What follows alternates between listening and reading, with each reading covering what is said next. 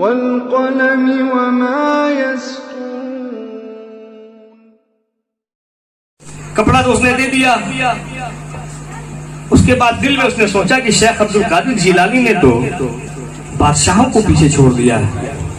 اتنا مہنگا اتنا قیمتی کپڑا پہنتے ہیں کہ آج کا بادشاہ آج کا خلیفہ نہیں پہن پاتا ویسا کپڑا. اور کہتے ہیں میں صوفی ہوں. صوفی کہیں اتنا مہنگا کپڑا پہنتے ہیں. دل میں خیال آیا اس کے. یہ خیال آنا تھا, یہ بدگمانی پیدا ہونی تھی کہ کیل اور پیر میں لگے. کیل سمجھتے بریک, آخر پیر میں لگی کیل. دیکھتے ہی دیکھتے پیر پھولنے لگا, سوجنے لگا, اس سے پیپ بہنے لگے. درد تکلیف اتنی زیادہ کہ برداشت سے باہر ہے. وہ سمجھ گیا ہو نہ ہو میرے دل میں جو بدگمانی پیدا ہوئی اس کا نتیجہ ہے. اپنے گھر والوں سے کہا کہ مجھے کیسے بھی ہو مجھے اٹھا کر غوث پاک کی بارگاہ میں لے چلو, سرکار شاہ جیلہ کی محفل میں لے چلو. گھر والے اٹھا کر لے گئے غوث پاک کی محفل میں, ان کے قدموں میں ڈال دیا انہوں نے.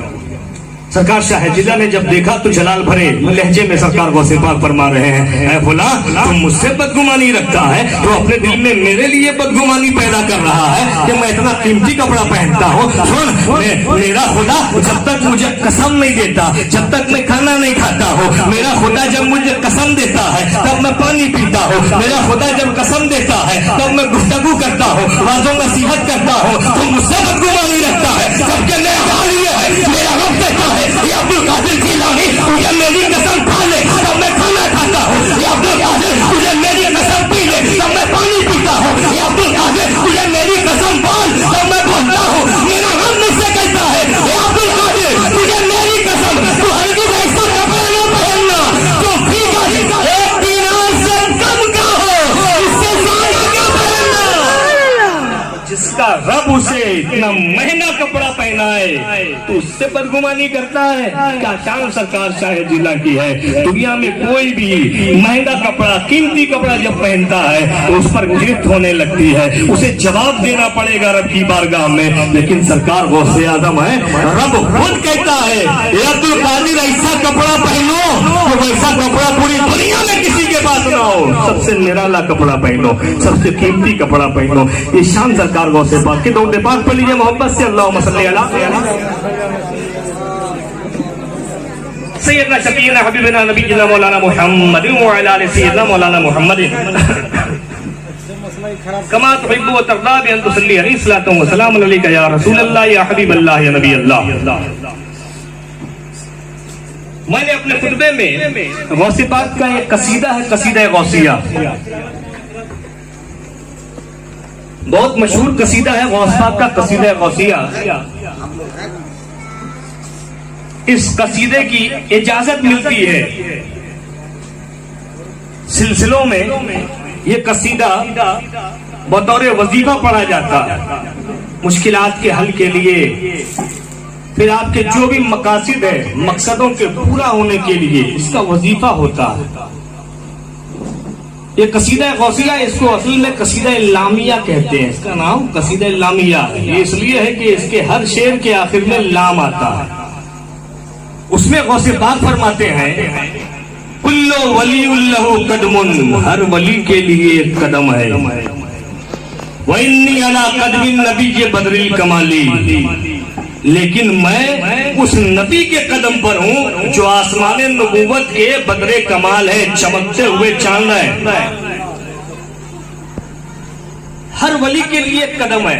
اور بیت الاسرار شریف میں فرماتے ہیں کہ میرے نانا نے جہاں جہاں قدم رکھا ہے میں نے بھی بس وہیں میں نے بھی قدم رکھا ہے. وہاں فرق اتنا ہے کہ وہ رسالت کا قدم ہے اور یہ ولایت کا قدم ہے. وہ نبوت کا قدم ہے اور یہ ولایت کا قدم ہے. ورنہ نانا نے جہاں جہاں قدم رکھا میں نے بھی وہیں قدم رکھا. بس اسی پر تھوڑی روشنی ڈالوں. دیکھیے بات تھوڑی گاڑی ہے, اگر آپ ذہن حاضر نہیں رکھیں گے تو سمجھ نہیں پائیں گے.